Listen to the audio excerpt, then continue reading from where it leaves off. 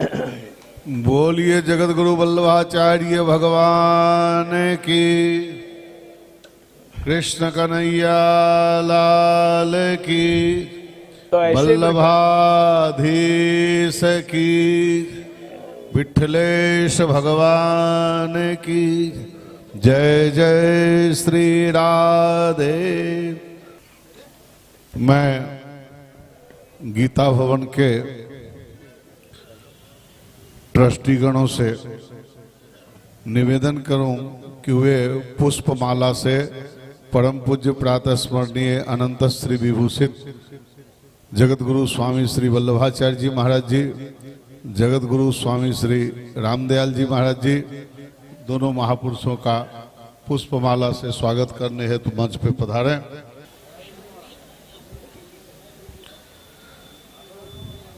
श्री कृष्ण गोविंद हरे मुरारे, हे नाथ नारायण वासुदेव। श्री कृष्ण कैसे हैं आप? बस प्रभु आपका मंगल करें।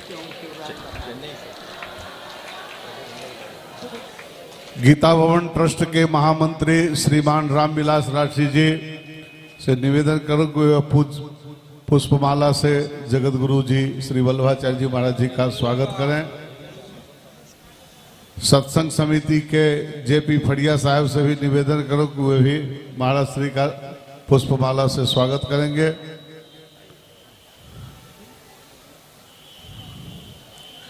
आइए, अभी हम लोग बड़ी ही सुंदर चर्चा गुरु के विषय में और राम नाम के विषय में श्रवण कर रहे थे।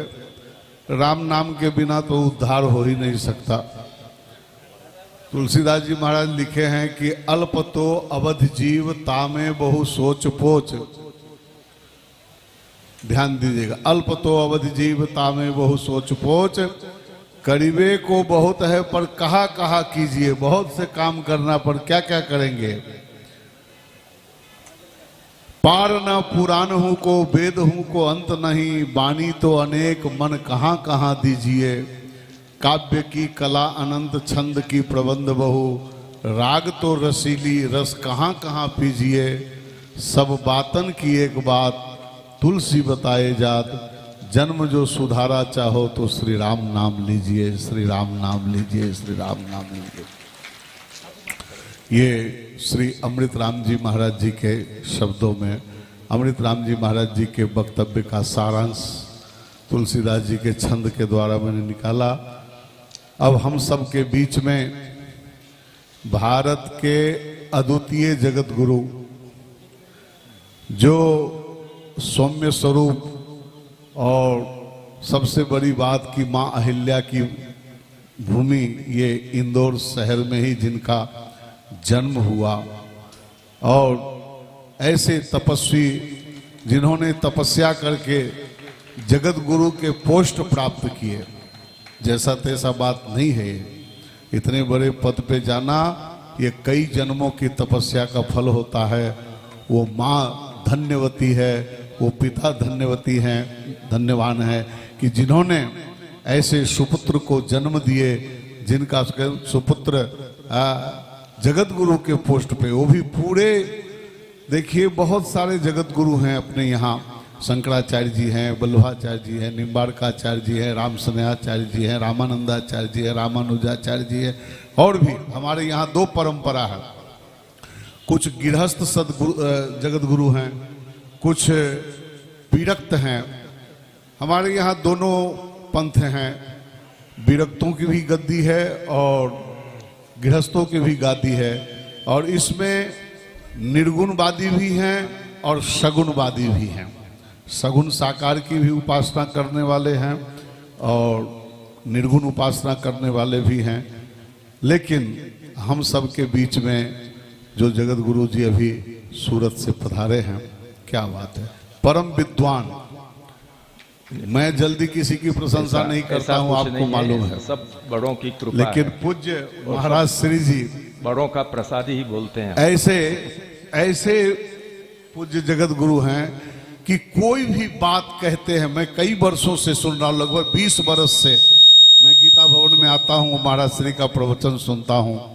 10-12 साल से तो 8-10 साल से तो मैं मंच की संचालकी करता हूं और कई जगहों पे कुंभ मेला इत्यादि में, चारों कुंभों में महाराज श्री का मैं श्रवण कर चुका हूं, कई सम्मेलनों में। हमारे डाकोर जी में कलयुग के अंदर सबसे प्रथम यदि किसी ने सोम याग किए हों तो पूज्य जगत गुरु वल्लभाचार्य जी महाराज हैं, जिन्होंने कलयुग के अंदर भी सोम याग किए, इसलिए सोमयाग जी के नाम से भी जाने जाते हैं। अनंत श्री विभूषित जगत गुरु श्रीमद विष्णु स्वामी वल्लभाचार्य महाप्रभु संप्रदाय वैष्णवाचार्य पीठाधीश्वर, इनका सूरत शहर में चोटा पुल के पास मोटा मंदिर के नाम से, हमारे गुजराती में मोटा मंदिर कहवाए, बहुत बड़ी संस्था होती है ना, उसको गुजराती में मोटा मंदिर कहते हैं। हाँ, मोटा मंदिर ना बापजी गादीपति અને सोमयाजी षष्ठ पीठाधीश्वर, छठे जगत गुरु के रूप में उस गद्दी पे विराजमान है। षष्ठ पीठाधीश्वर गोस्वामी श्री वल्लभ राय जी महाराज जी सूरत, इनके चरणों में मैं निवेदन करूं। कहने को तो मेरे पास बहुत सारे शब्द हैं, लेकिन महाराज श्री जी का सुनने का मेरी स्वयं की इच्छा है, क्योंकि महाराज श्री जी जो प्रवचन देते हैं वो सब एक एक अक्षर शास्त्र सम्मत और सब प्रमाण सह बोलते हैं। ऐसा नहीं कि कुछ भी बोल गए, कहीं का भी बोल गए, ऐसा नहीं है। महाराज श्री जी की वाणी को श्रवण करना कलयुग में हम सबका सौभाग्य ही नहीं सद्भाग्य है कि ऐसे पूज्य जी के हम सब चरणों में बैठ करके उनके आशीर्वचन का लाभ लेंगे। तो आइए, श्रद्धेय परम पूज्य प्रातः स्मरणीय अर्चनीय वंदनीय सम्माननीय आदरणीय श्रद्धेय स्वामी श्री वल्लभाचार्य जी महाराज जी के चरणों में निवेदन कि महाराज श्री अपने वाणी से हम सब सुसुप्त आत्माओं को जागृत करें। और कल्याण दत्त जी शास्त्री जी से मैं निवेदन करूं कि महाराज श्री का स्वस्ति वाचन वेद मंत्रों से करें। हरे ओम ब्रह्मक्षतरं पवते तेज इंद्रियज्ञो सूरया सोमः सुत आसुतो मदाय शुक्रेण देव देवताः पिपृग्धिरसेन्नान्नं जजमाना यधेहि इदं विष्णुर्विचक्रमे त्रेधा निदधे पदं समूढमस्यपा घुसुरे स्वाहा तद्विष्णोः परमं पदं सदा पश्यन्ति सूरयः दिवीव चक्षुरा तताम्मा श्री वेद पुरुषार्पणमस्तु। 2 मिनट भगवत नाम संकीर्तन करें। कृष्ण केशव बाल कृष्ण केशव कृष्ण केशव कृष्ण केशव कृष्ण केशव बाल कृष्ण केशव कृष्ण केशव बाल कृष्ण केशव कृष्ण केशव करहय्यंगवल्लभ कृष्ण केशव करहय्यंगवल्लभ कृष्ण केशव बाल कृष्ण केशव कृष्ण केशव बाल कृष्ण केशव कृष्ण केशव राधिकेश केशव कृष्ण केशव राधिकेश केशव कृष्ण केशव बाल कृष्ण केशव कृष्ण केशव बाल कृष्ण केशव कृष्ण केशव वल्लभेश केशव कृष्ण केशव वल्लभेश केशव कृष्ण केशव बालकृष्ण केशव कृष्ण केशव बालकृष्ण केशव कृष्ण केशव विठ्ठलेश केशव कृष्ण केशव विठ्ठलेश कृष्ण कृष्ण केशव बालकृष्ण केशव कृष्ण केशव बालकृष्ण केशव कृष्ण केशव मधुर मुरलिकारव कृष्ण केशव मधुर मुरलिकारव कृष्ण केशव बालकृष्ण केशव कृष्ण केशव बालकृष्ण केशव कृष्ण केशव बालकृष्ण केशव कृष्ण केशव बालकृष्ण केशव कृष्ण केशव बालकृष्ण केशव कृष्ण केशव बालकृष्ण केशव गोविंद दयितं वल्लभम अव गोविंद दयितं वल्लभम अव कृष्ण केशव बालकृष्ण केशव कृष्ण केशव बालकृष्ण केशव कृष्ण केशव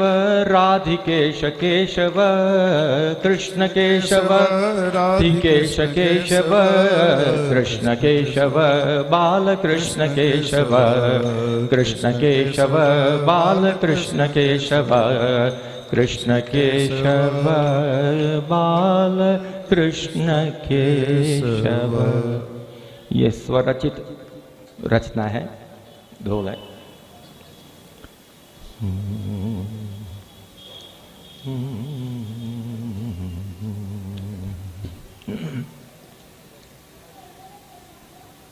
नमामि श्री बालकृष्णं यशोदोत्सङ्गलालितं पूतनासुपयः पान रक्षिताशेषबालकं चिन्तासन्तानहन्तारो यत्पादाम्बुजरेण वः स्वीयानान्तान्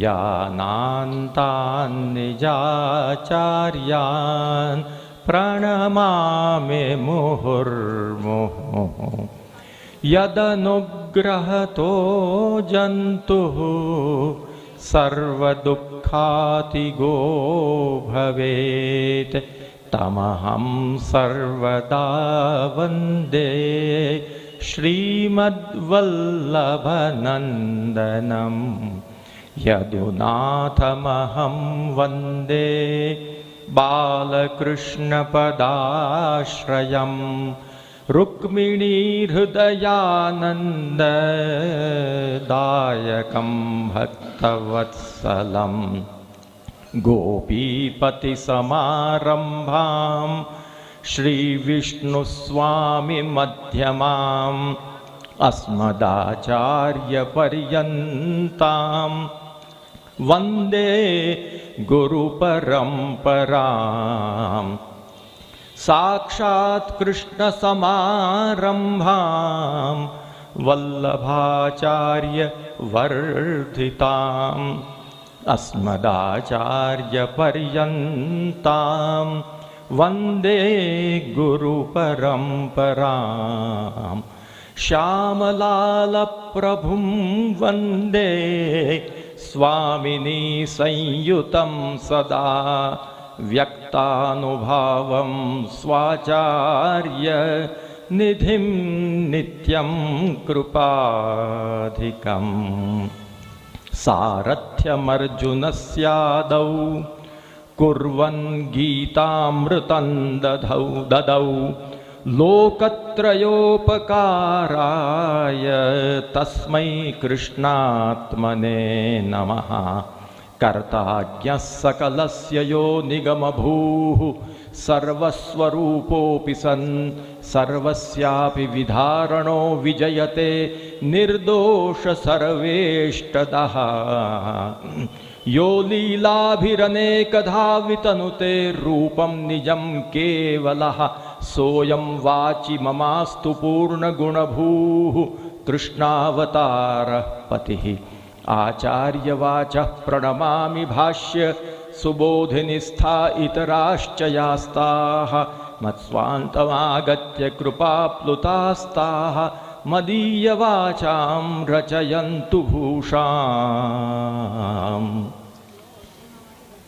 मंच पर विराजमान समस्त कार्यक्रम के अध्यक्ष महाभाग रामस्नेही संप्रदाय के आचार्यवर्य श्री रामदयाल जी महाराज, अन्य महंत संतगण, हमारे डाकोर के मंच संचालक श्री देवकीनंदन जी महोदय, हमारे विद्वद्वरेण्यों में कल्याण दत्त जी शास्त्री जी तथा अन्य विद्वज्जन, बाहर भी सभा में भी विराजमान सभी संतगण एवं धर्म प्रेमी श्रोताजनों, 65वां भगवद गीता जयंती महोत्सव यहाँ मनाया जा रहा है। ये बहुत आनंद की बात है।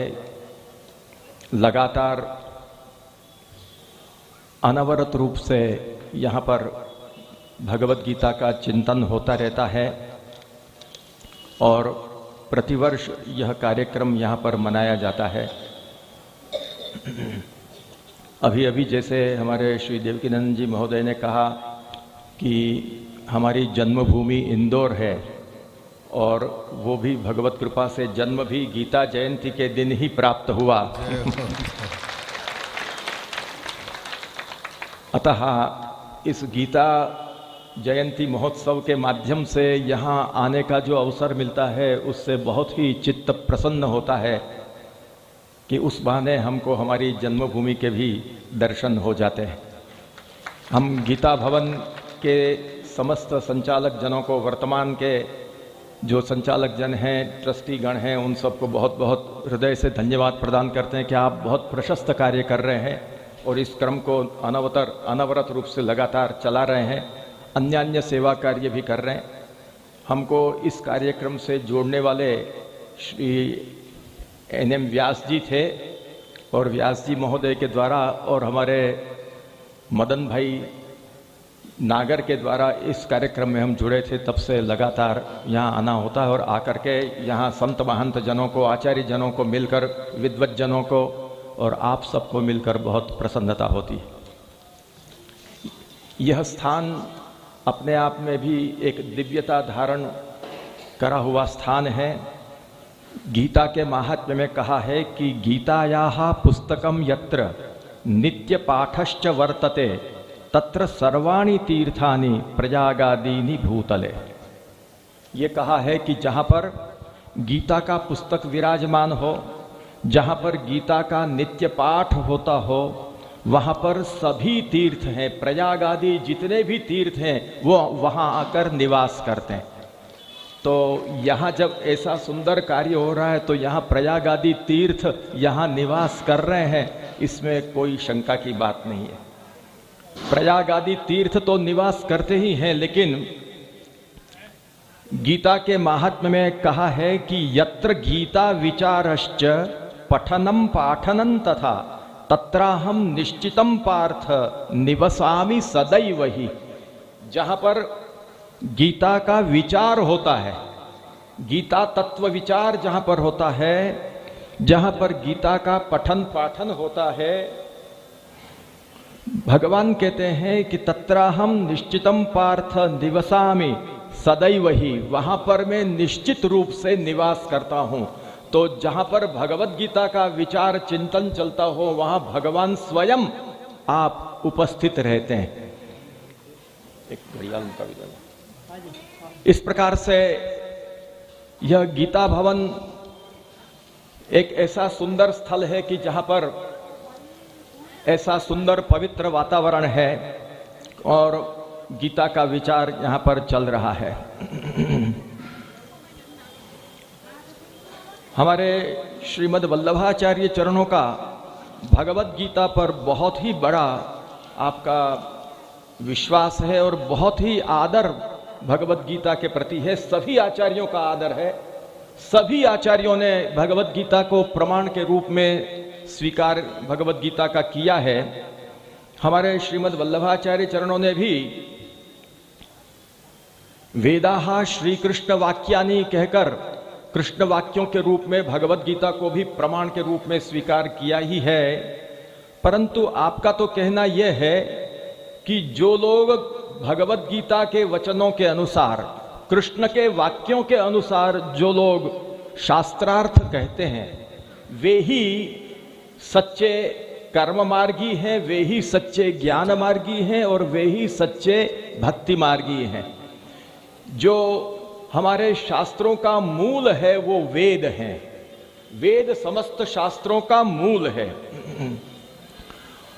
वेदों को लेकर कभी किसी को यह मन में प्रश्न हो सकता है कि हमारे जब वेद ही मूल हमारा शास्त्र के रूप में उपलब्ध है तो फिर भगवत गीता की क्या आवश्यकता है?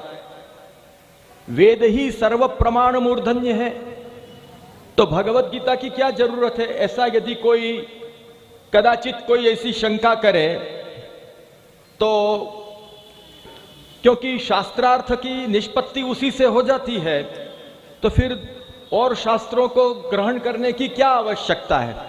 ऐसा कोई समझे तो श्री महाप्रभु जी कहते हैं कि ऐसा नहीं।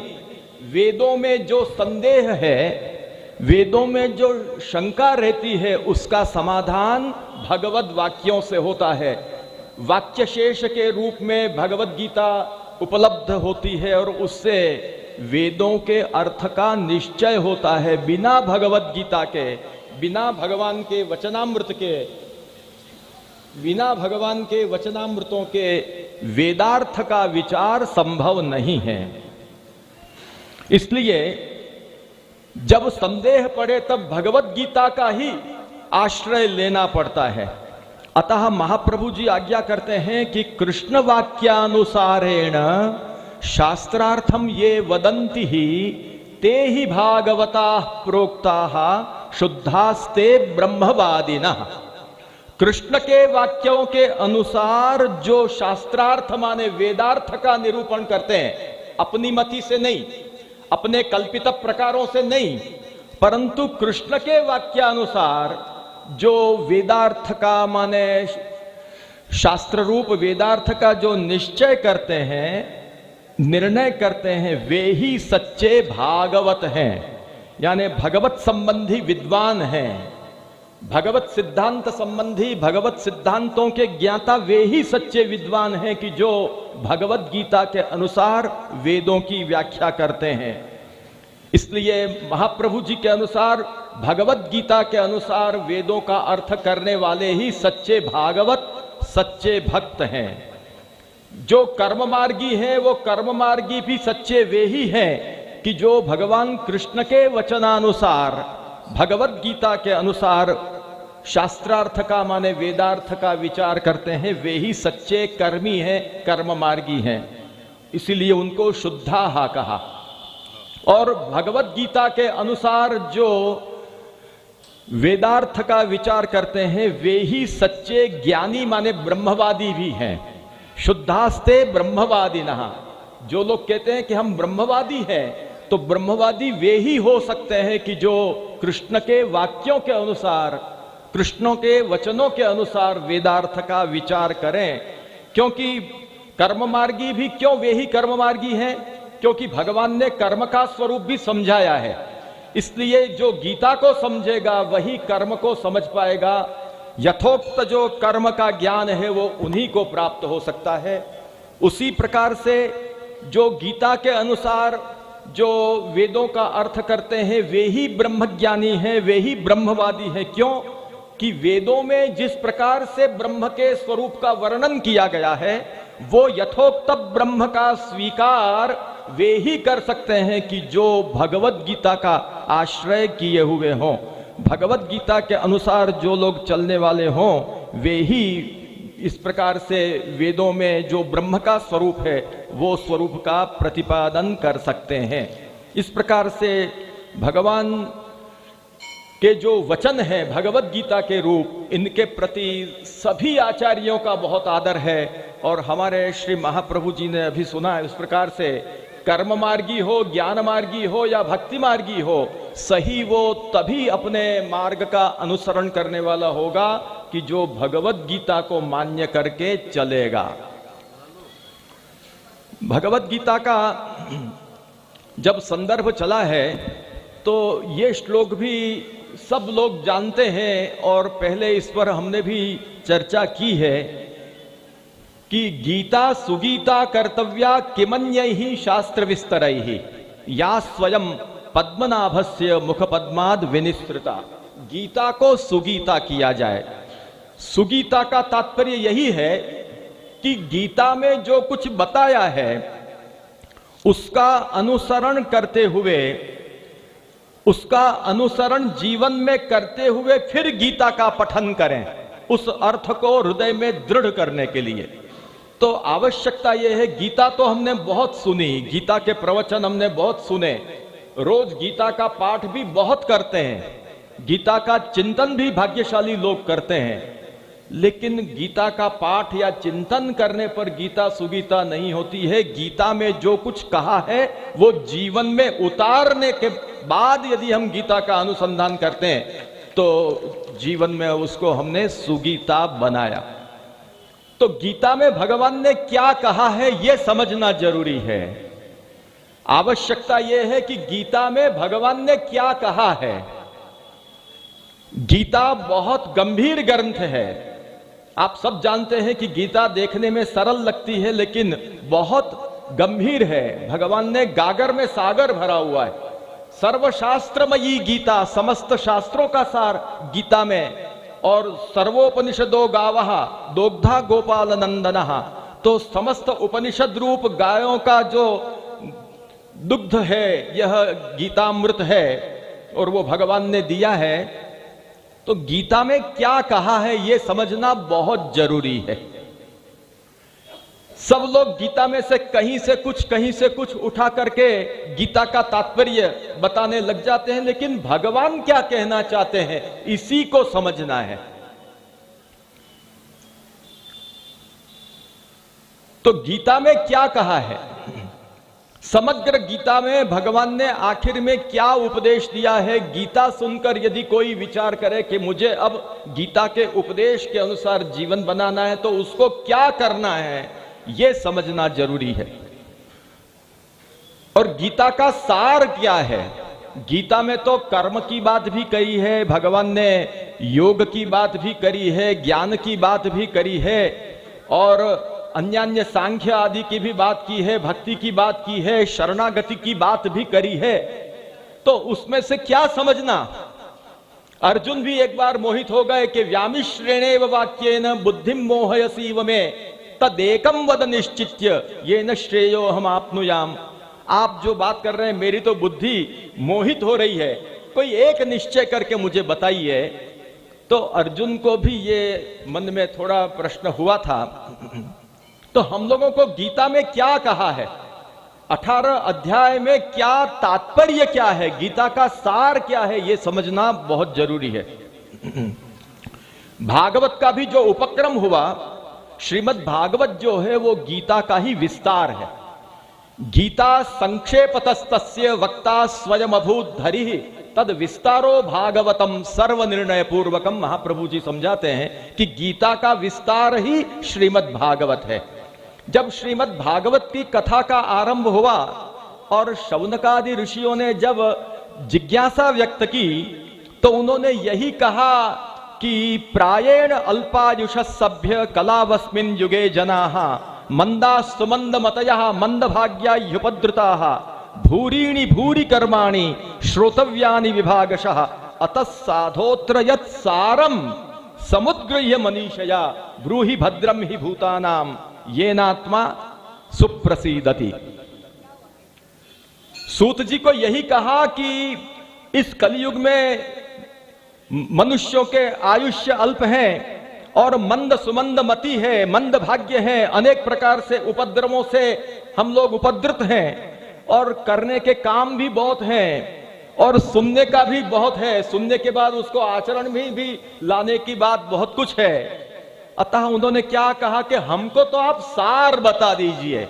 अतः साधोत्र यत् सारम समुद्गृह्य मनीषया, आप अपनी मनीषा से यथार्थ ग्रहण समर्थ जो आपकी बुद्धि है उससे आप हमको सार बताइए ताकि हम सरलता से अपने जीवन में उसको उतार सकें और हमारा कल्याण प्राप्त कर सकें। इसलिए गीता का सार ही समझना बहुत जरूरी है। तो गीता में क्या सार प्राप्त होता है?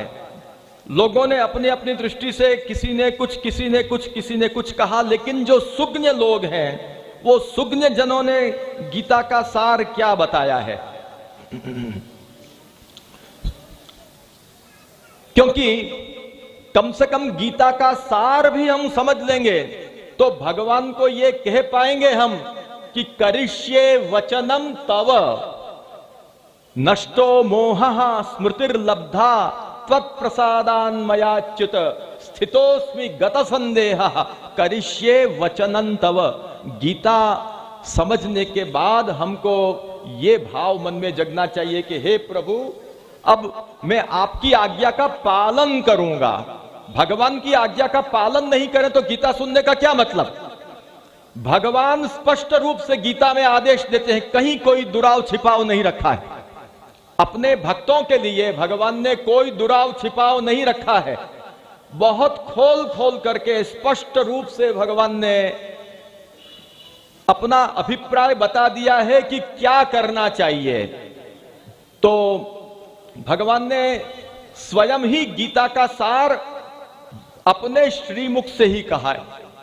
सबसे पहले तो भगवान ने समग्र गीता का उपदेश देकर और समग्र गीता का उपदेश देकर भगवान ने कहा कि मैंने तुमको जो कुछ भी बताने का था वो बता दिया और अब तुमको जैसे इच्छा हो वो तुम करो।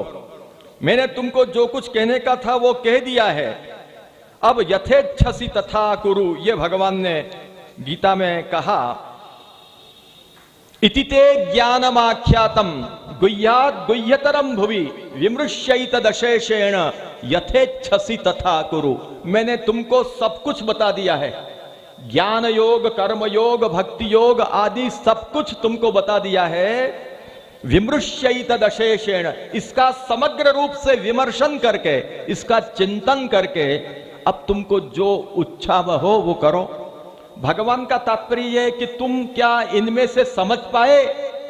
मैंने ज्ञान की चर्चा की, कर्म की चर्चा की, योग की, भक्ति की चर्चा की, इसमें से क्या तुम समझ पाए हो? और यदि समझ पाए हो तो तुमको जो समझ में आया हो तदनुसार अब तुम आगे बढ़ो। कुछ लोग कहते हैं कि यथेच्छसि तथा कुरु, इसका मतलब यह है कि मैंने तुमको सब कुछ समझा दिया है, अब तुमको युद्ध करना हो तो करो अथवा न करना हो तो मत करो। लेकिन ऐसा तात्पर्य नहीं भगवान का। भगवान ऐसा कह ही नहीं सकते कि अब युद्ध करना हो तो करो और न करना हो तो मत करो, क्योंकि प्रकृतिस्त्वाम नियोक्ष्यति यदहंकारमाश्रित्य नयोत्स्य इति मन्यसे। भगवान ने कहा कि करिष्यस्यवशोऽपि तत्। भगवान जानते हैं कि अर्जुन क्षत्रिय हैं, अर्जुन जी क्षत्रिय हैं, उनमें क्षात्र धर्म स्वभावतः विद्यमान है। ये तो भगवत इच्छा से उनको विषाद हुआ है। और वो भी प्रभु चरण श्री विठ्ठलेश्वराचार्य चरण श्री गुसाई जी महाराज गीता तात्पर्य में समझाते हैं कि वो भी भगवान ने उनमें उत्पन्न किया, क्योंकि अर्जुन भगवान के भक्त थे। यदि उनमें यह विषाद नहीं जगता और क्षात्र धर्म को ही प्रधान मानकर भ्रातापि भ्रातरम हन्यात, इस न्याय से भाई भी भाई को मारे, ये जो युद्ध में क्षत्रियों का नियम है, इन नियमों को ही मात्र मानकर यदि वो युद्ध करते और विजय प्राप्त करके भी राज्य सुख का भोग यदि वो ग्रहण करते तो वो भगवदी का कर्तव्य नहीं, वो लौकिक भाव हो जाता, वो राज्य उनको बाधक होता। इसलिए क्योंकि जब वो युद्ध में प्रवृत्त हुए, जब भगवान को कहा कि सेनयोर उभयोर मध्य रथम स्थापयमेच्युत, दोनों सेनाओं के बीच में मेरा रथ स्थापित करो हे अर्जुन, हे अच्युत, ताकि मैं देखूं, उस समय उनके हृदय में कुछ ये भाव तिरोहित हुआ था कि मैं भगवान के द्वारा प्रेरित हूं, कर्ता कारयिता भगवान है, मैं निमित्त हूं, यह भाव कुछ तिरोहित सा हुआ था। इसलिए यदि उस भाव से युद्ध करते तो वो युद्ध उनको बाधक होता। लेकिन अर्जुन भगवान के भक्त थे। पार्थांस्तु देवो भगवान मुकुंदः, यहां पर यह कहा गया है कि पार्थों का, पांडवों का भगवान ने अपने भक्तों के रूप में, अपने निज जनों के रूप में उनका स्वीकार किया है। इसलिए भगवान नहीं चाहते कि उनको राज्य भी बाधक बने। अतः भक्ति मार्ग की भावना को हृदय में जगाते हुए उनके मन में विषाद उत्पन्न हुआ, और वो विषाद के फलस्वरूप उन्होंने गांडीव को छोड़ दिया। और फिर भगवान ने उनको उपदेश दिया, और भगवान ने उनको समझाया कि निमित्त मात्रम भव सव्यसाचिन, मयैवैते निहता पूर्वमेव निमित्त मात्रम भव सव्यसाचिन। सबको मैंने मार ही दिया, यानी कर्ता कारयिता मैं हूं। तुम तो, मेरी इच्छा है, भूभार हरण करने की मेरी इच्छा है, क्योंकि राजसूय यज्ञ के बाद में ही यह युद्ध उपस्थित हुआ है। तो प्रायः पाक विपाकेन इत्यादि भागवत के संदर्भ से ज्ञात होता है कि भगवान उस समय ये चाहते थे कि पृथ्वी का भार बहुत बढ़ गया है, इसलिए भूभार का हरण करने की इच्छा होने के कारण भगवान चाहते थे कि नरस्वरूप अर्जुन, स्वयं नारायण है, और नरस्वरूप जो अर्जुन है वो भूभार हरण की आज्ञा का परिपालन करें। इसलिए इस प्रकार विषाद उत्पन्न करवाया, और विषाद उत्पन्न करने के बाद अर्जुन ने प्रार्थना की कि शिष्यस्ते हम शाधिमान त्वाम प्रपन्नम, मैं आपका शिष्य हूं। अर्जुन को जब विषाद हुआ, तब विषाद के बाद में वो भगवान के शरणों में चले गए। कार्पण्य दोषोपहत स्वभावः पृच्छामि त्वाम धर्म सम्मूढ़ चेताः यत् श्रेयस्यान्निश्चितम् ब्रूहि तन्मे। धर्म क्या है वो मैं नहीं समझ पा रहा हूं प्रभु, मुझे अपने कर्तव्य का, धर्म का ज्ञान नहीं है। अतः देह धर्म के अनुसार भी ज्ञान नहीं है, आत्मधर्म के अनुसार भी मेरा धर्म क्या है उसका ज्ञान नहीं है। यत् श्रेयस्यात् निश्चितम् ब्रूहि तन्मे, मेरा जिसमें श्रेय हो वो आप निश्चित रूप से मुझे बताइए, निश्चित श्रेय मेरा किसमें है। शिष्यस्ते हम शाधिमान त्वाम प्रपन्नम, मैं आपका शिष्य हूं, आप मेरे गुरु हैं, और मैं आपको प्रपन्न हूं, आप मुझे शिक्षा प्रदान करें। इस प्रकार भगवान के समक्ष अर्जुन जी ने आत्मनिवेदन कर दिया, अर्जुन जी ने आत्मसमर्पण कर दिया। हम लोगों को भी भगवत गीता का अनुसंधान करते समय अपने आप को भगवान श्री कृष्ण के चरणों में समर्पित कर देना चाहिए। जब तक हम अपने आप को भगवान कृष्ण के चरणों में समर्पित नहीं करेंगे, तब तक गीता का ज्ञान हमको कभी नहीं हो सकता है। जब भगवत गीता का उपदेश भगवान ने कब दिया? जब अर्जुन जी कृष्ण को शरणागत हुए। जब शरणागत हुए तब उनमें अधिकारिता सिद्ध हुई, और योग्यता सिद्ध होने पर भगवान ने उनको उपदेश दिया। उसमें भी क्रमशः उनको उपदेश दिया, क्योंकि नाना प्रकार के जब तक कोई मन में ऐसे विचार हैं, वो जब तक निकले नहीं तब तक साक्षात ब्रह्मवाद और भक्ति का उपदेश देना ठीक नहीं। हेतुवादे हृदयारूढ़े साक्षात ब्रह्मवादो न वक्तव्यः इत्यादि शास्त्र का सिद्धांत है। तो तदनुसार क्रमशः उनके विचारों का मार्जन करते करते भगवान ने 18 अध्याय तक में अपना पूरा तात्पर्य बता दिया।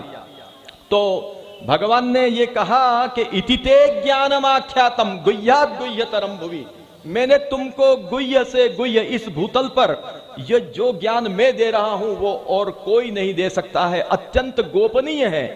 वो रहस्य तुम मेरे प्रिय हो इसलिए तुमको मैंने दिया है।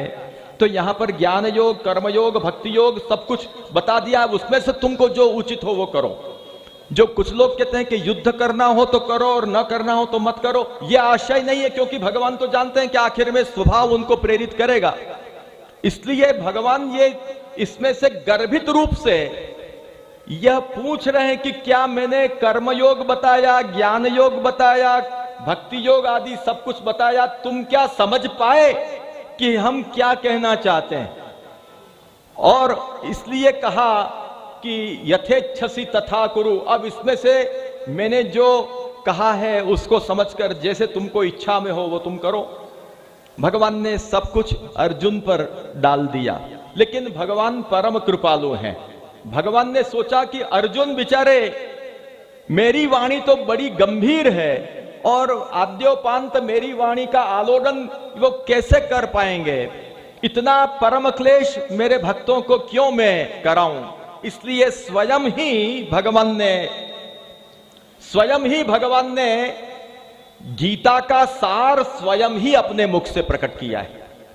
गीता का तात्पर्य क्या है ये और लोग तो बताते ही हैं, सभी हमारे जो मूर्धन्य जो विद्वान हुए हैं, जो मूर्धन्य आचार्य हुए हैं, वे लोग भगवत गीता का तात्पर्य बताते ही हैं। लेकिन भगवत गीता में ही स्वयं 2 श्लोकों में भगवान ने अपने समस्त 18 अध्यायों का सार बताया हुआ है। वही भगवान कहते हैं कि सर्वगुह्यतमं भूयः शृणु मे परमं वचः इष्टोसि मे दृढ़मिति ततो वक्ष्यामि ते हितम।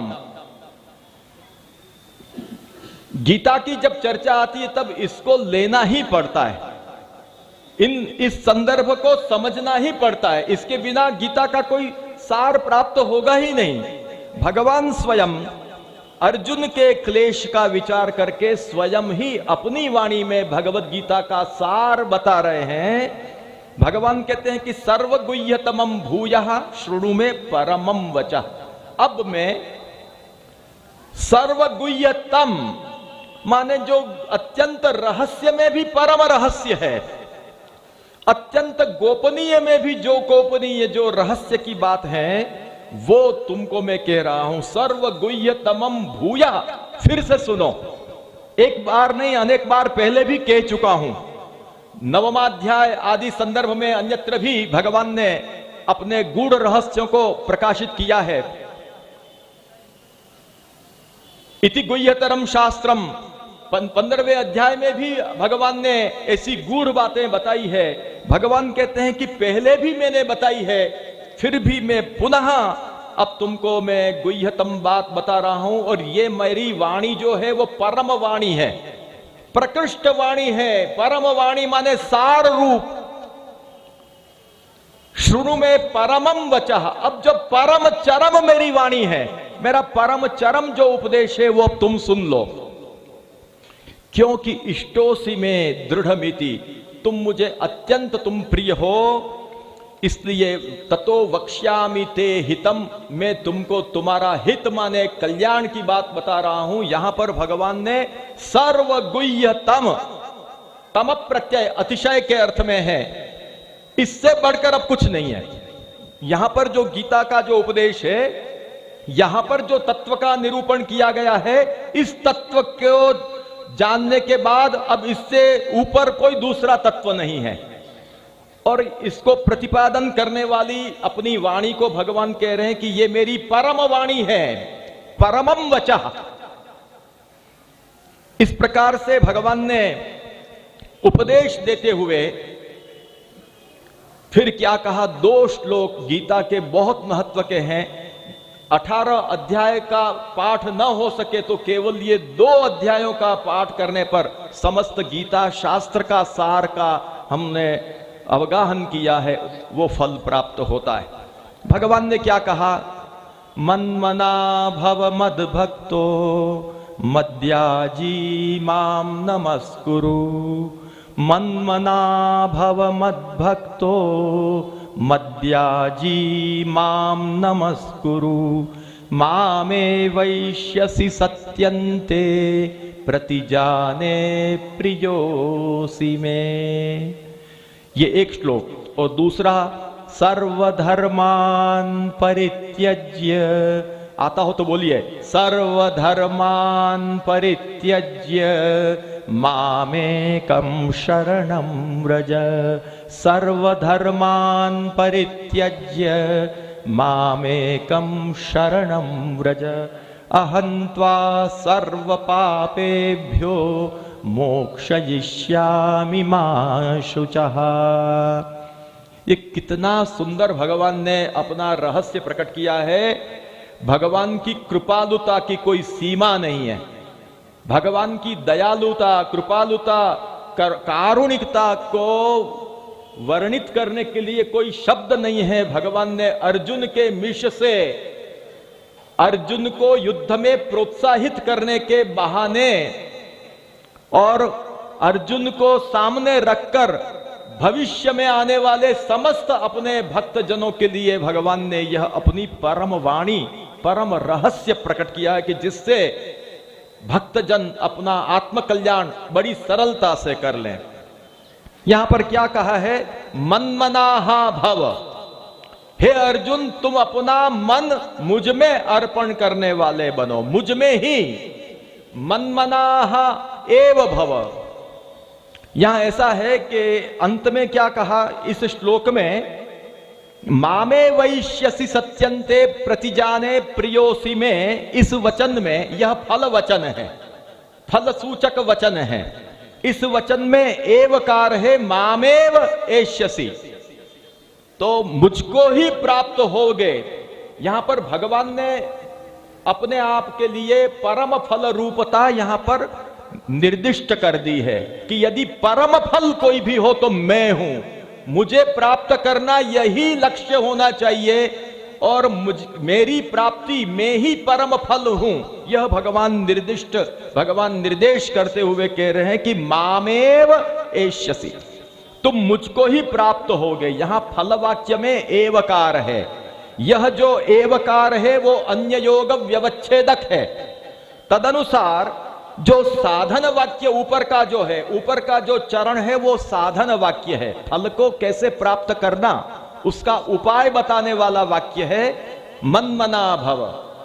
तो मन्मना भव मद्भक्तो मद्याजी माम नमस्कुरु माने, मन्मना भव माने मेरे में ही एक मन रखने वाले बनो। आगे भगवान ने क्या कहा? 12वें अध्याय में क्या कहा? मय्येव मन आधत्स्व मयि बुद्धिं निवेशय निवसिष्यसि मय्येव अत ऊर्ध्वं न संशयः। मय्येव मन आधत्स्व। भगवान ने कहा कि तुम्हारा मन मुझ में ही लगाओ, मुझ में ही, अन्यत्र नहीं। मन्मना भव, फिर मद भक्तः, मेरे ही भक्त बनो। फिर मद्याजी, मेरा ही यजन करो। और माम नमस्कुरु, मुझको ही नमस्कार करो। इस प्रकार केवल और केवल तुम्हारे मन और समस्त क्रियाओं का विषय यदि तुम मुझको बनाओगे तो भगवान कहते हैं कि मामेव इष्यसि, तुम मुझको ही प्राप्त कर लोगे। भगवान ने ये रास्ता दिखा दिया कि मैं कैसे प्राप्त हो सकता हूं। भगवान ने ये रास्ता बताया और वो भी ऐसे ही कह दिया नहीं। यहां पर भगवान, सोचिए, भगवान प्रतिज्ञा पूर्वक बोल रहे हैं, शपथ पूर्वक बोल रहे हैं, प्रतिज्ञा पर बोल रहे हैं भगवान कि प्रतिजाने प्रियोसी में, मैं प्रतिज्ञा करता हूं तुम्हारे आगे। कितना कृपा का, करुणा का भाव है। और हम जैसे तुच्छ जीवों को विश्वास दिलाने के लिए भगवान प्रतिज्ञा पूर्वक बोल रहे हैं, शपथ पूर्वक बोल रहे हैं कि तुम्हारा मन मुझको ही अर्पण करोगे, मेरे ही भक्त बनोगे, मेरा ही यजन करोगे, मुझको ही नमस्कार करोगे। अर्थात सारे जगत को भी एकांत भक्तिर गोविंदे यत् सर्वत्र तदीक्षणम, सर्वत्र भगवान को देखते हुए मैं भगवान को ही प्रणाम कर रहा हूं, भगवान के शरीर रूप इस जगत को प्रणाम कर रहा हूं। क्योंकि हमारे यहां तो खम वायुम अग्निम सलिलम महिंच ज्योतिंश सत्वानि दिशो द्रुमादीन सरित समुद्राश्च, हरे शरीरम यत्किंच भूतम प्रणमे दनन्यः। भगवान कहते हैं मुझको ही नमस्कार करो, तो ये यत्किंच भूतम प्रणमे दनन्यः का क्या करेंगे? अरे उसका तात्पर्य ये है कि वासुदेव धियार्चयत, सर्वत्र भगवत बुद्धि रखते हुए हमको प्रणाम करने हैं, माने भगवान को ही प्रणाम करना है। शास्त्रों में जो कहा है कि मातृदेवो भव, पितृदेवो भव, आचार्य देवो भव, वहां पर भी देवत्व बुद्धि करनी है उनमें। त्वमेव माता च पिता त्वमेव बंधुश्च सखा त्वमेव। माता में भी भगवान का दर्शन, पिता में भी भगवान का दर्शन, गुरु में भी भगवान का दर्शन। विद्या विनय संपन्ने ब्राह्मणे गविहस्तिनी शुनिचैव स्वपाके च पंडिता समदर्शिनः। तो निर्दोषम ही समम ब्रह्म, वो समतत्व कौन है? ब्रह्म है। ब्रह्म का ही सर्वत्र दर्शन करते हुए तो इस रूप में है और प्रधान रूप में भगवान को ही ग्रहण करने हैं। इसलिए राजसूय यज्ञ भी जब किया युधिष्ठिर जी ने, तब कहा कि यक्ष्ये विभूतिर भवतः तत्संपादयन प्रभो क्रतुराजेन गोविंद राजसूयेन पावनी। तो वहां पर उन्होंने यही कहा कि आपकी ये विभूति है। यज्ञों में देवतांतरों का जो अर्चन होता है वो देवतांतर कर्म के अंग रूप है। द्रव्य देवतात्मको ही यागः, तो द्रव्य और देव कर्म के अंग रूप हैं। और अंगी कौन है? अंगी यज्ञों वै विष्णु अहं क्रतुः अहम यज्ञः, भगवान ने ये कहा है। तो इस प्रकार से भगवान कहते हैं कि तुम मुझको ही नमस्कार करो, सब क्रिया मुझको अर्पण करो, तो तुम मुझको ही प्राप्त हो जाओगे। मैं प्रतिज्ञा पूर्वक कहता हूं। अब हम कोई अपने अंतःकरण को पूछना चाहिए कि भगवान प्रतिज्ञा पूर्वक बोल रहे हैं, वैसे भी भगवान कभी झूठ नहीं बोलते हैं। भगवान ने व्रतचर्या का जो प्रसंग चल रहा है अभी, जो कात्यायनी व्रत करके जो कुमारिकाओं ने व्रत किया, वहां पर भगवान ने कहा है कि मैंने कभी पूर्व में भी कभी झूठ नहीं बोला, मैं कभी झूठ नहीं बोलता हूं। ये मेरे ग्वाल बाल सब जानते हैं। साक्षी के रूप में ग्वाल बालों को भगवान प्रस्तुत करते हैं। तो भगवान तो वैसे भी कभी झूठ नहीं बोलते हैं। भगवान जो बोलते हैं वो सत्य ही होता है। परंतु हमको भगवान कहां तक कह रहे हैं, जरा सोचिए तो सही कि हमारे जैसे तुच्छ जीवों के लिए प्रतिज्ञा करनी पड़ रही है भगवान को। हमारे जैसे जीवों के लिए प्रतिज्ञा करनी पड़ रही है। अरे हम इतने गिरे हुए हैं क्या? भगवान की प्रतिज्ञा होने के बाद भी हम इनका आदेश नहीं पालन करते हैं।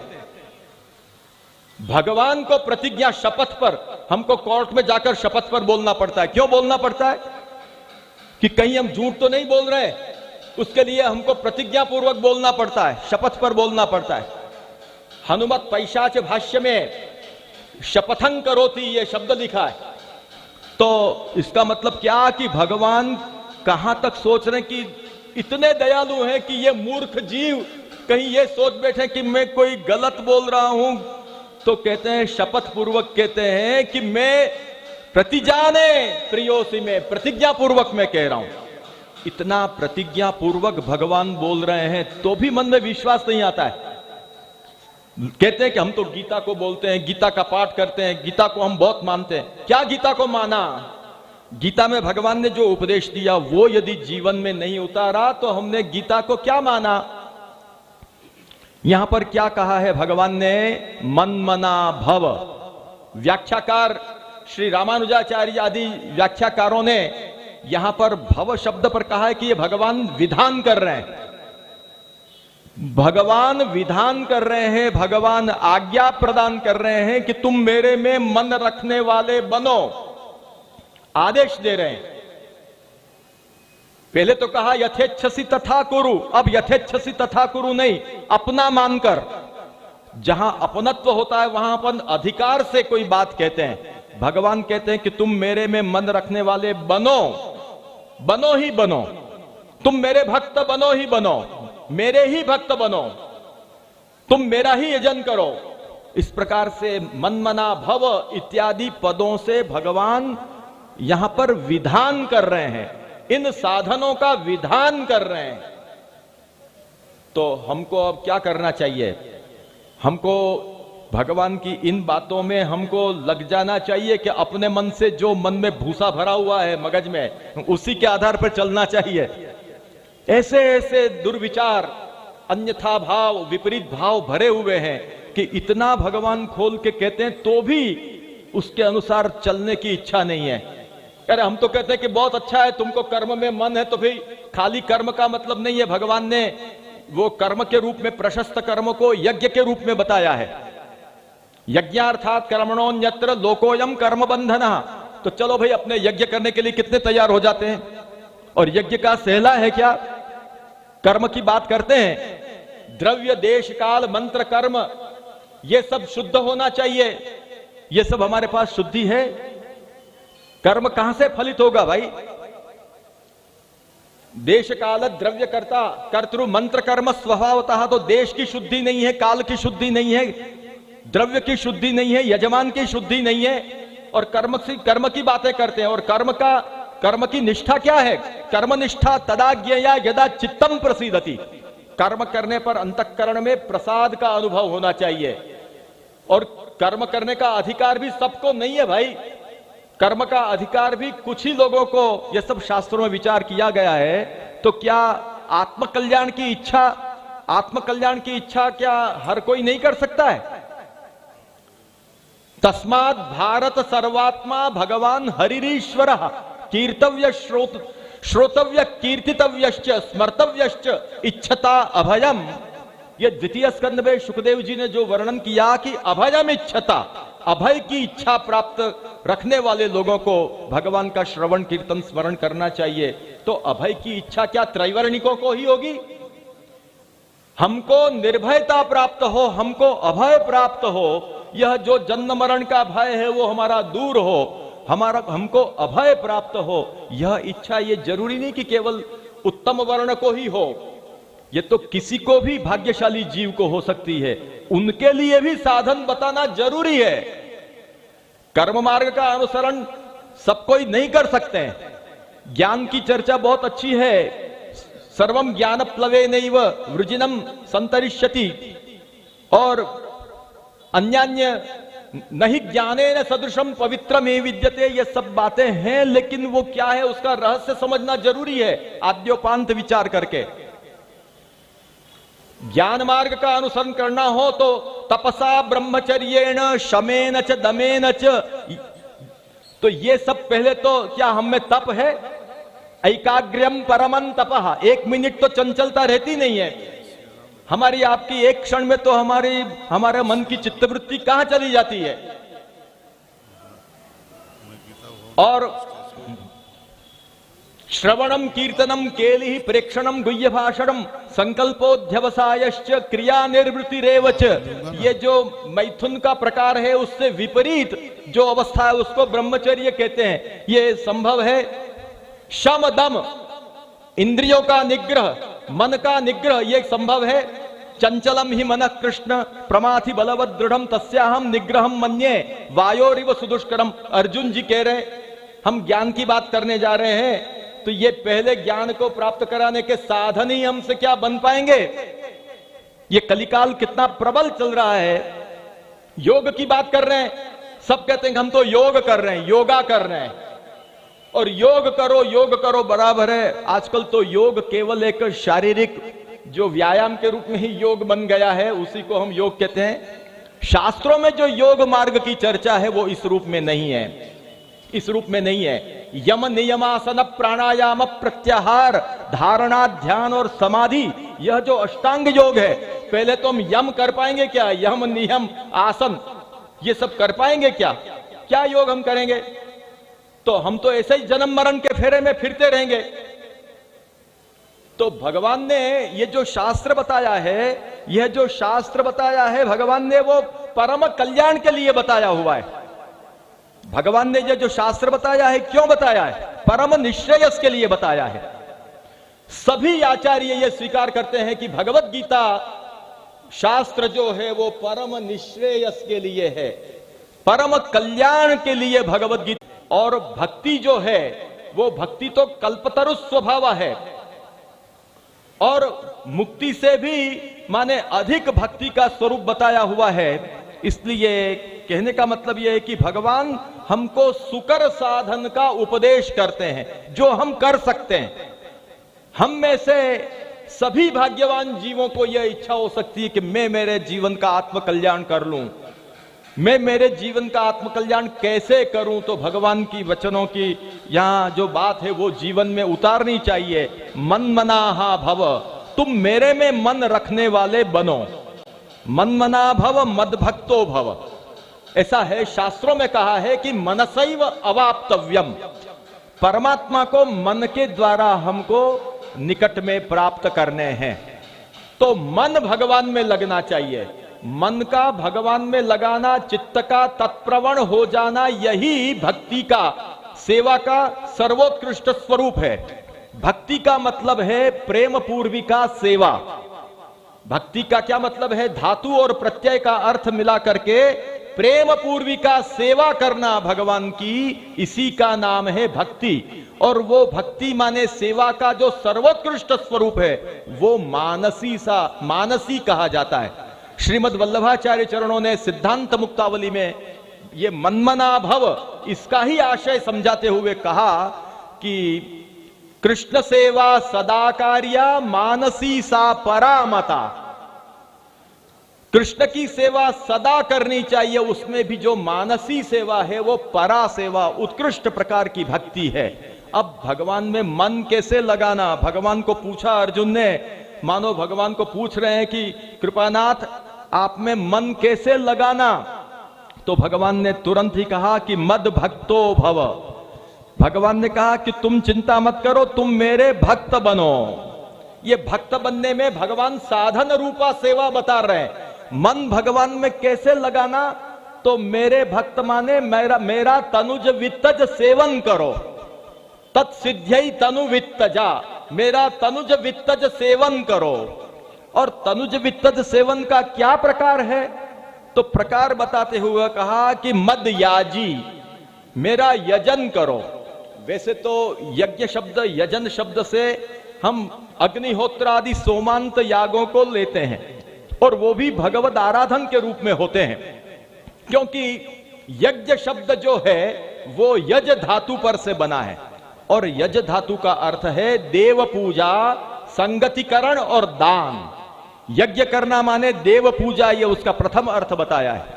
तो भगवद आराधन, तो भगवद आराधन के रूप में अग्निहोत्र आदि सोमांत याग तो है ही, पर यहां इस संदर्भ में और भी आशय भगवान का इसमें छिपा हुआ है कि मद याजी माने मेरा यजन करो, माने मेरा पूजन करो। तनुज वित्तज सेवन में मेरा पूजन करो माने पत्रम पुष्पम फलम तोयम यो मे भक्त्या प्रयच्छति तदहम भक्त्युपहृतम अश्नामि प्रयतात्मनः। पत्र पुष्प फल जल तुमसे जो बने वो उत्तम से उत्तम पदार्थ मुझको अर्पण करो। तुम्हारे व्यवहार में खाने के लिए जो उत्तम से उत्तम पदार्थ खाते हो वो पहले मुझे भोग धरो। अच्छे से अच्छे वस्त्र तुम पहनते हो, पहले मुझको प्रसादी कराओ, मुझको पहले समर्पित करो। इस प्रकार यत् करोषि यदश्नासि यज्जुहोसि ददासि यत् तपस्यसि कौन्तेय तत्कुरुष्व मदर्पणम। तो मेरी पूजा करो। पूजा माने समीपे स्थित्वा यथा योग्य करणम, माने जो प्रधान सेवा है वो पूजा के नाम से व्यवहृत होती है। उसमें भगवान को उत्तमोत्तम पदार्थ अर्पण करना, वस्त्र श्रृंगार आभरण आदि अर्पण करना, भगवान के मंदिर में बुहारी माने सोहनी करना, मंदिर वस्त्र करना, सेक मंडल वर्तनहि, ये सब जो तनुज वित्तज सेवा है। हमारे पास भगवान ने धन दिया, वो क्यों दिया है? भगवान ने वो धन इसलिए दिया कि तुम मुझ में उसको लगाओ, भगवत सेवा में लगाओ। इस रूप में भगवान ने हमको दिया है। तो मद भक्तः से साधन रूपा सेवा, तनुज वित्तज सेवा बताकर मद याजी कहकर, यहां रामानुजाचार्य जी ने तो बड़ा भाष्य में अच्छा सुंदर विवेचन किया है कि यहां जो यजी है, ये जो यजन करने का कहा है, वो यहां पर अग्निहोत्र आदि सोमांत याग के लिए नहीं कह रहे हैं, लेकिन भक्ति मार्ग में जो भगवान को जो नाना प्रकार के उपचार अर्पण करने हैं, उनको नाना प्रकार के वस्त्र आभूषण सामग्री आदि जो कुछ है, उसके रूप में यहां पर मदयाजी ये कहा है। तो इस प्रकार से मदयाजी ये कहा। अब सेवा में, भगवान की भक्ति में हम तो दास हैं, भगवान हमारे स्वामी हैं, हम क्या भगवान को प्रसन्न कर पाएंगे? हमने भगवान को अच्छे से अच्छे नवरत्न के आभूषण अर्पण किए हों, या हम सोने चांदी नवरत्न के सिंहासन भी अर्पण करेंगे तो वो भगवान के आगे तो बड़ा तुच्छ है। इसलिए कभी भी मन में अहंकार नहीं आना चाहिए कि हम भगवान को इतना भोग लगाते हैं, हम भगवान को ऐसा करते हैं। इसलिए दीनता होनी चाहिए, मन में दैन्य होना चाहिए, दास भाव होना चाहिए, तभी वो की हुई सेवा फलित होगी। इसलिए भगवान ने क्या कहा? माम नमस्कुरु, मुझे नमस्कार करो। नमस्कार के द्वारा अहंता का समर्पण करने का है। मैं कुछ नहीं हूं प्रभु, मैं तो आपका दास हूं, मैं आपका दास हूं, ये भाव रखते हुए तो नमस्कार करना है। और महाप्रभु जी तो ये कहते हैं कि जीवैर भगवती नमनमेव कर्तव्यम नाधिकम शक्यमिति सिद्धांता। जीव यदि भगवान को कुछ भी कर सकते हैं, हम यदि भगवान के प्रति कुछ भी कर सकते हैं, तो केवल और केवल 2 हाथ मस्तक या पंचांग प्रणाम और अष्टांग प्रणाम के सिवा और कुछ भी हम भगवान को समर्पित नहीं कर सकते। इसलिए नमस्कार होना चाहिए। नमस्कृत्य ही वसीयांसम उपचरंती। लोक में भी ऐसा कहा गया है कि जो बड़े बड़े लोग होते हैं, बड़े बड़े धनवान, जो ऐश्वर्यवान लोग होते हैं, उनकी जब सेवा लोग करते हैं तो प्रणाम पूर्वक करते हैं। अग्नि के पास भी जब हम जाते हैं तो अग्नि भी धनवान है, इसलिए उनको भी प्रणाम पूर्वक अग्नि का आराधन करते हैं, यज्ञ आदि करते हैं। तो वही न्याय भगवान में, और भगवान में तो सर्वथा लगता है, क्योंकि किमासनंते गरुड़ासनाय किम भूषणम कौस्तुभ भूषणाय लक्ष्मी कलत्राय किमस्ति देयम वागीश किंते वचनीयमस्ति। हम भगवान को अर्पण करते हैं किमासनंते गरुड़ा, जिनके पास छंदोमय वेदमय गरुड़ जैसा आसन है, उनको कौन सा आसन देना? अच्छा कोई बात नहीं, आसन नहीं देंगे तो हम आभूषण देंगे नवरत्न के भारी भारी। तो कहते हैं कि किम भूषणम कौस्तुभ भूषणाय, कौस्तुभ जैसा भूषण जिनके पास है उनको तुम कौन सा आभूषण दोगे? तो कहते हैं कि कोई बात नहीं, और दूसरे रूप में कोई धन समर्पित करेंगे, बहुत धन भगवान को चढ़ाएंगे। तो कहते हैं कि लक्ष्मी कलत्राय किबस्ति देयम, साक्षात लक्ष्मी जिनके पत्नी है उनको तुम क्या धन भी दोगे? तो कहते हैं कोई बात नहीं, अच्छे अच्छे शब्दों में, बहुत सुंदर सुंदर आलंकारिक शब्दों में हम भगवान की स्तुति करेंगे, संस्कृत में, श्लोकों में, गद्य पद्य में। तो कहते हैं कि वागीश किंते वचनीयमस्ति, आप स्वयं सरस्वती के पति हैं, वाणी के पति हैं, आपको वाणी स्वयं ही आपको रिझा रही है, तो हम क्या आपको रिझा पाएंगे? इस प्रकार से भगवान को नमस्कार करना यही हमारा कर्तव्य बन जाता है। तो इसका मतलब यह नहीं कि हम भगवान को कुछ अर्पण ही नहीं करें, भगवान को तो किसी की वस्तु की जरूरत नहीं है, ऐसा नहीं समझना चाहिए। दास भाव यह है कि प्रभु को कैसे सुख हो, किस वस्तु से प्रभु को आनंद हो, यह सोचकर हमको प्रभु की सेवा करनी चाहिए।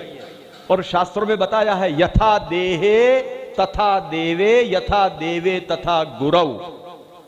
श्वेताश्वतर में कहा तो यथा देहे, हमको ठंड लगती है, हमको गर्मी लगती है, हमको भूख लगती है, तो प्रभु भी जो जहां पर पुष्टि धर्म प्रकट करते हैं, अपना कृपा धर्म प्रकट करते हैं, तो भगवान को भी भक्त पर कृपा करने के लिए भगवान भी ठंड महसूस करते हैं, उनको भी गर्मी लगती है, उनको भी भूख लगती है, वैसे कुछ नहीं लगती है।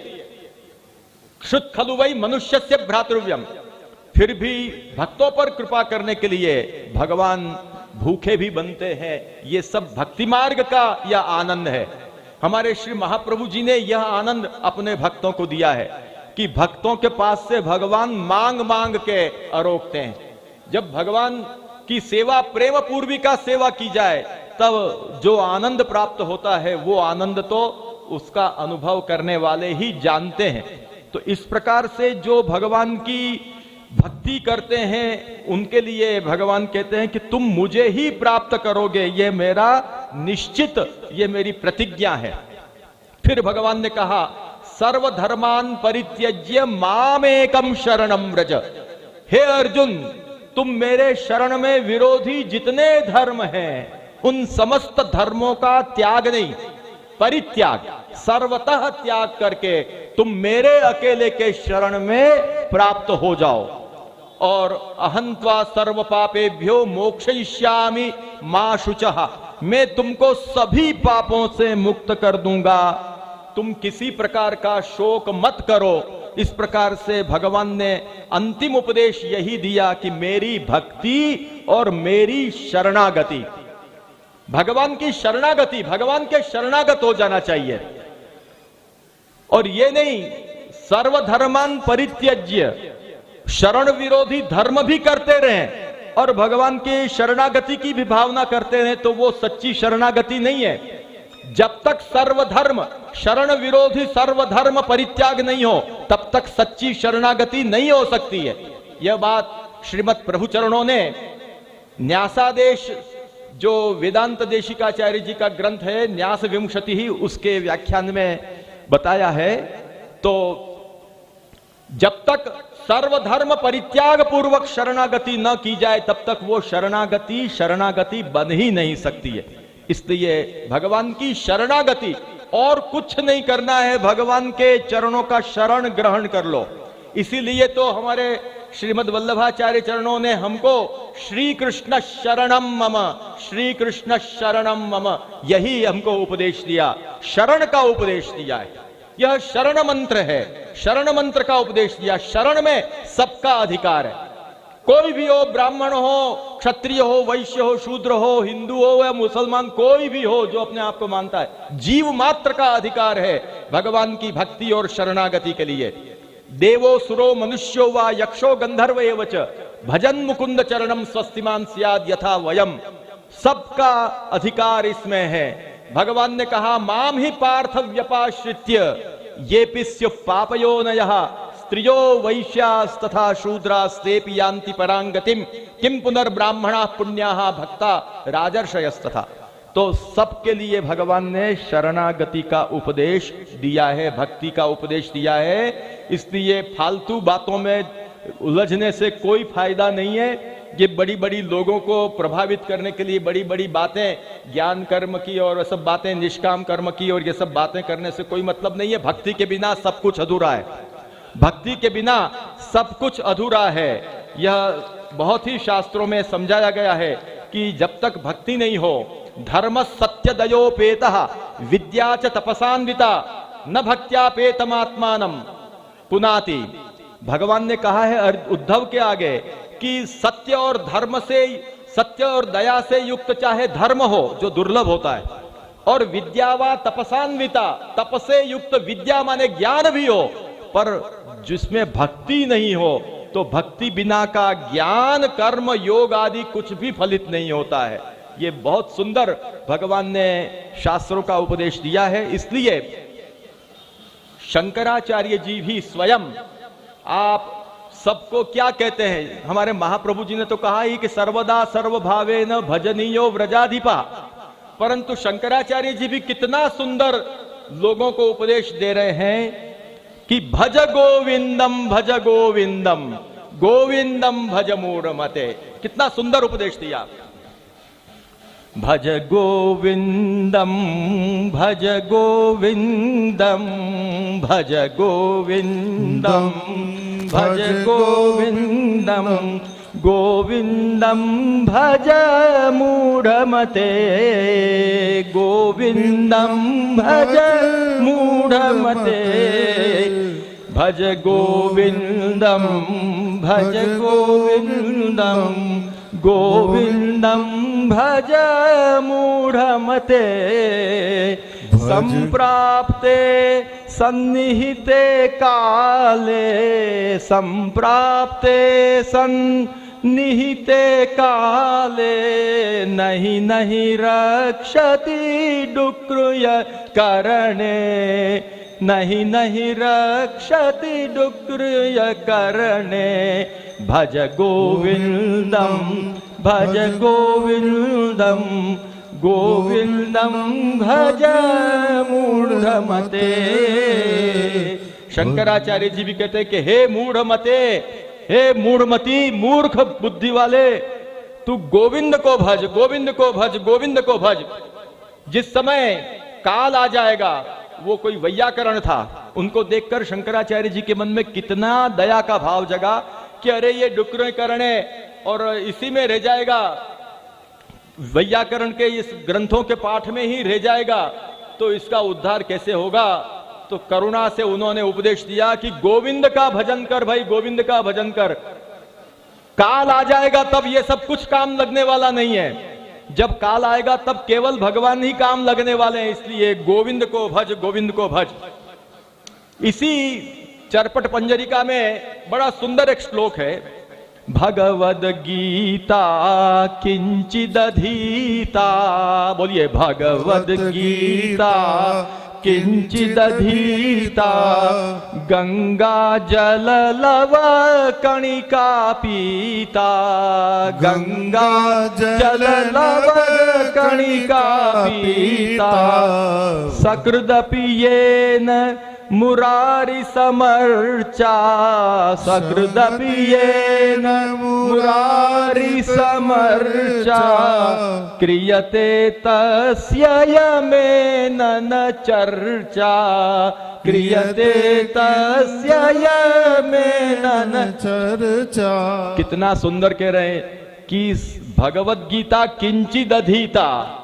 अरे भगवत गीता का थोड़ा भी यदि अध्ययन किया हो और गंगा जल लव कणिका पीता, माने गंगा जी का जल तो है ही, यहां पर भगवत गीता के संदर्भ में देखें तो भगवत गीता रूपी गंगा जल की एक कणिका भाई का भी यदि पान किया है और उसका जीवन में आचरण करके, सकृदपि येन मुरारी समर्चा क्रियते, यदि एक बार भी किसी ने मुरारी की समर्चा यदि की है, यदि वो करता है, तो तस्य यमेन न चर्चा, उसको यम के साथ चर्चा करने का कभी मौका नहीं मिलता है।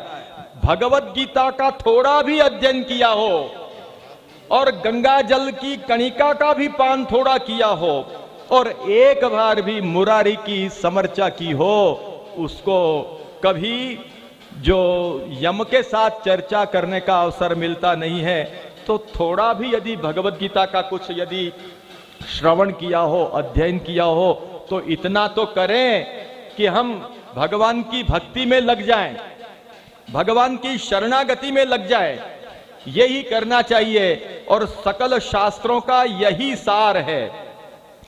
हमारे जो रामानुज संप्रदाय के वेदांत देशिकाचार्य हैं, वो बताते हैं कि पिशाच रंति देव गुप्त शंकर यादव प्रकाश भास्कर नारायणार्य यज्ञ स्वामी प्रभृति भी स्वम स्वम मतमास्थितैः परशतैः भाष्यकृद्भिः अस्मत् सिद्धांत तीर्थकरैश्च भगवद यामुनाचार्य भाष्यकारादिभिः अविगीत परिगृहीतोयमर्थः अविगीत परिगृहीतोयमत्र सारार्थः।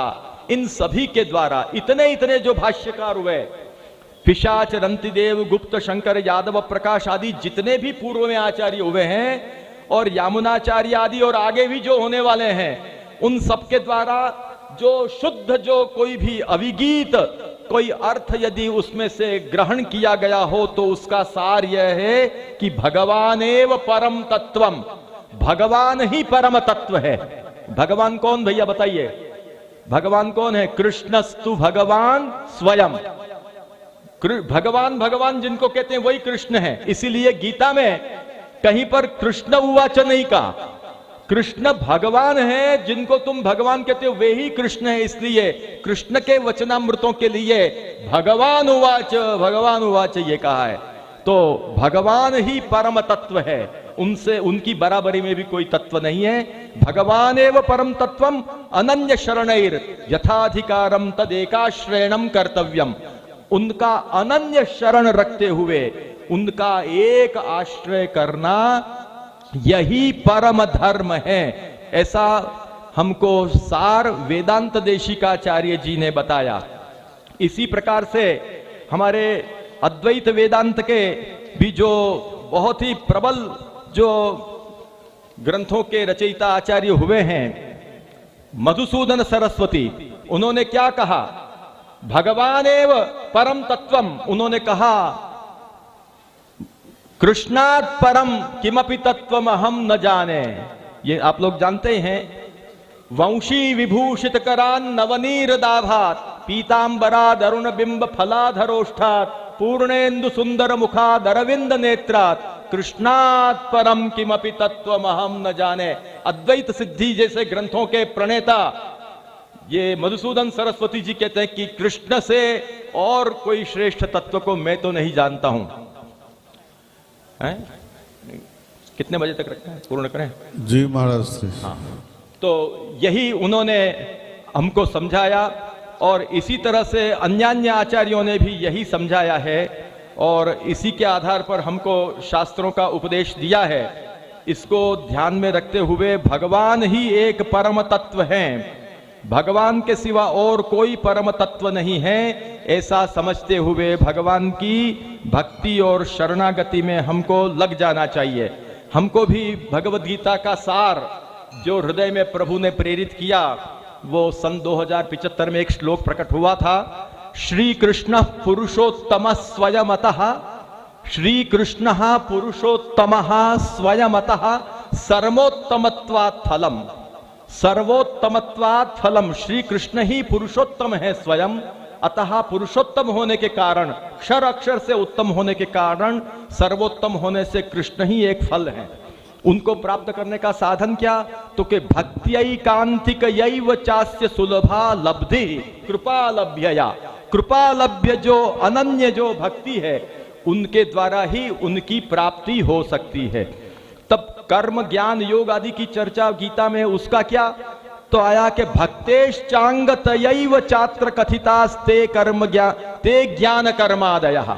यहां पर ज्ञान कर्म योग आदि की चर्चा है, वो भक्ति के अंग के रूप में है, भक्ति के अंतर्गत वो चर्चा की गई है, भक्ति के अंग के रूप में उनकी बात कही गई है। इसलिए तत्तस्मात् कारणात् तद ग्राह्यम भजनम ह्यनन्य शरणम गीतार्थ एषो मलः। इसलिए हमको भगवान का जो भजन है, भगवान की भक्ति को ग्रहण करनी चाहिए और उनके अनन्य शरण को ग्रहण करना चाहिए। यही हमारे जीवन का सच्चा पुरुषार्थ है। इतना कहते हुए फिर से भगवद गीता के ऐसे अवसरों पर यहाँ के धर्म प्रेमी प्रबुद्ध श्रोताजनों से मिलने का अवसर प्राप्त हो, यहाँ धर्माचार्यों से, संत महंत विद्वज्जनों से मिलने का अवसर प्राप्त हो, ऐसी शुभकामना व्यक्त करते हुए हम हमारा वक्तव्य पूर्ण करते हैं।